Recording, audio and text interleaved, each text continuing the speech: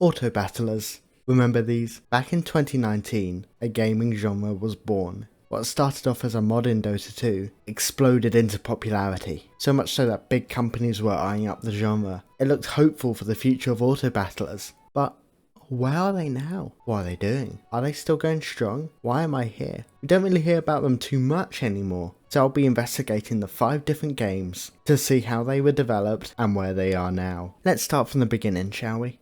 Launching right at the start of 2019, Dota Auto Chess was neither Dota nor chess, although it was auto. Made by a small group of developers in China, Dota Auto Chess was a mod for Dota 2 where players bought characters for gold. Then you would use these characters to fight against either an AI army or in 1v1s with up to 8 other people in the lobby. Each hero has different effects and different tribes, which helps them synergize with other heroes, or it can help counter an enemy hero and kill them even quicker. And in higher level of play, you have things like playing around with the economy, with lost streaks and gold. It gets deep. Super deep. But the main draw is that the heroes fight on their own. You place the units down and then they fight completely out of your control. It made it a super simple pick up and play game. But there are thousands of mods in the Dota workshop. Why was this one different? It just came at the exact right time. Dota runs one battle pass a year, and it doesn't last all year. So yes, there are times where a battle pass isn't available. Unbelievable, I know. Anyways, people were waiting for the next patch to drop. These people included streamers. Streamers need content, so they headed up to the Dota workshop, wondering what they could play. A very popular streamer picked Dota 2 Auto Chess, and the rest was history. The mod grew and grew and grew. People were even downloading Dota 2 to play Auto Chess. The game got updated often as well, adding new heroes, new tribes, and even Valve supported adding an in-game store system. However, this sadly won't last. With how jank and unfavourable the Dota 2 UI would have been for the game, it's no surprise the dev wanted to move on and focus on their own project for a bit more freedom. So they passed it on to some other devs and the community, who are still updating the game to this day. However, it's not nearly as popular as it once was. Is it dead though? Technically no. You could go on there and play some games, although I doubt it'll be growing and I doubt it's getting any new players at all. Although this is not always a bad thing. People needed to move on from the project so they can make something greater. Auto Chess, the spiritual successor, developed by the original team of the mod. The game got a much needed stylistic and freedom update, which allowed the devs to work on their own terms. The game was updated nearly weekly until its official release in August, adding new alliances and new heroes. The new heroes were a bit questionable though, like Cannon Granny. Yeah. The company also got a spot on the PC Gaming Show in 2019, announcing the game will come to the Epic Games Store later that year. A bit ironic, I know. It was followed up later that year with a PS4 announcement. They wanted that game everywhere. The game was very popular though. Being the first original one to get into people's hands, as well as being the original devs, the game received millions of downloads in the first few months. But after that, the game is a bit silent everywhere. Most of the game's popularity was in the Asian market. Their English website got semi-abandoned, updating somewhat infrequently. They don't even post season updates on there anymore. Their devs might have spread themselves too thin. And I think I know a good reason why. They announced a new game from their company, the Auto Chess MOBA. Yep, you heard me right. Game that started from the MOBA is now making a MOBA. Announced early 2021, released to a soft launch in December 2022, where sadly it didn't find its footing. The game ended up closing February, only 2 months later. What's happening with Drodo now? It seems Auto Chess is still getting updated. They still drop seasonal contents and battle passes, but it's clear that Drodo wants to move on as a gaming company. Is that game dead? Well, no. I wouldn't bet on it surviving a long time either, especially on the English front. Riot Rolo. Teamfight Tactics was their shot at the Autobattler genre. Starting off as an offshoot from their main League of Legends game, it was released in June 2019, using the core concepts from the Autobattle genre, while also putting their own twist on things, mostly a feature called a carousel. Every few rounds, players would enter a new map where rotating champions would appear. Players from last place will pick a free champion to go along with their team. You can also craft these little legend things which are super cute. Its uniqueness and simplicity, as well as using League of Legends characters, make the game absolutely boom.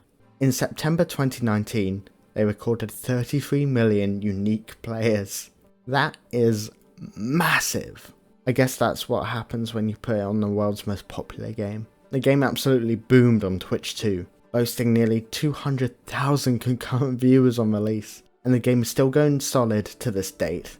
We don't know how many players they have, and we don't know how much money they're making, but they release a big new content patch about every 3 months, and a new set coming in every 6 months, so it must still be worth it for them. It's 100% worth checking out this game if you wish to try the genre out in its traditional sense. It's got no signs of slowing down at all, although when there is a Riot, there is also a Valve.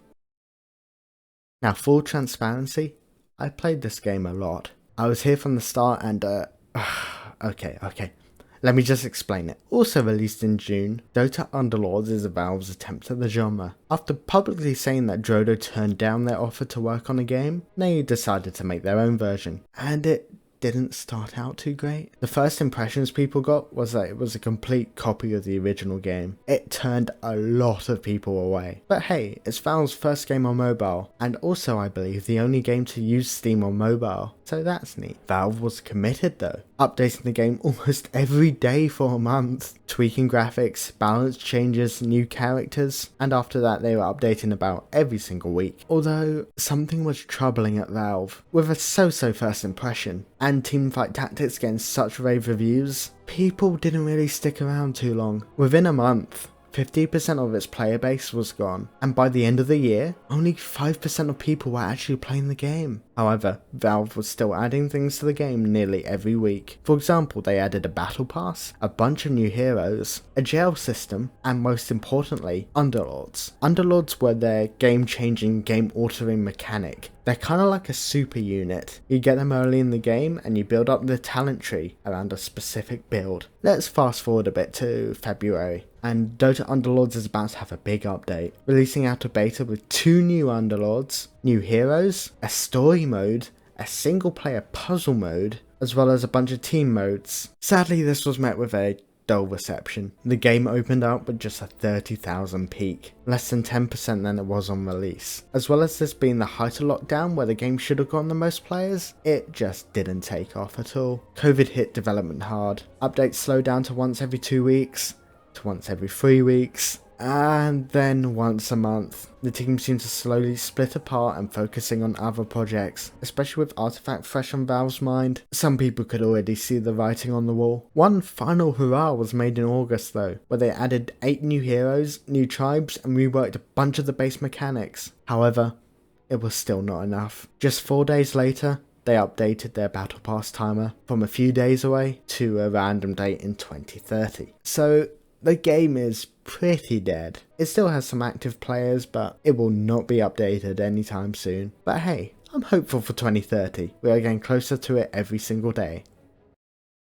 Oh, what's that? Late entry into the genre? Announced at BlizzCon 2019. Hearthstone Battlegrounds is Blizzard's entry into Autobattlers, which is probably the most unique take yet. Apart from the obvious visual changes of a 2D game with cards, its most drastic change is the hero system. At the start of the game, you pick a hero, and each hero has a separate power, which could either be a passive, an activatable effect, or one with limited use. However, Blizzard likes to make money. It's probably got the most controversial monetization features out of the bunch here. They have their own cosmetic store, but they also lock gameplay features behind a paywall. Every season, which is about 4 months, you'll need to pay for the battle pass, which unlocks the choice of 4 heroes to be selected, apart from the 2 every game. Some people rightly do not enjoy this. However, Blizzard said that this doesn't actually have an effect on the competitive aspect of the game. Anyways, much like other games in the genre, they get a huge update about every 4 months, generally alternating between a new tribe or a new mechanic. They also have a per game ban system, meaning one game could have a bunch of tribes while the next game could have a different bunch of tribes.